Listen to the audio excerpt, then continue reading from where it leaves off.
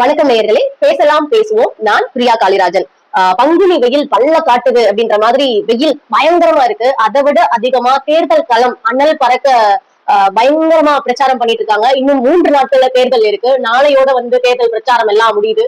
இந்த தேர்தல் திருவிழால நான் ரீசெண்டா கருத்து கணிப்பு படிக்கிறதுக்காக போயிருந்தேன். அப்போ எனக்கு தேர்தல் சம்பந்தப்பட்ட விஷயங்கள் நிறைய பார்த்துட்டு இருக்கும்போது இன்ஸ்டால ஒரு வீடியோ ஒண்ணு பார்த்தேன். அது சுயேட்சையா ஒருத்தர் இருக்கிறாரு.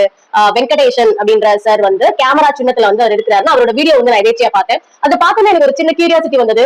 இவ்வளவு பேர் கடுமையான போட்டி நடக்குது.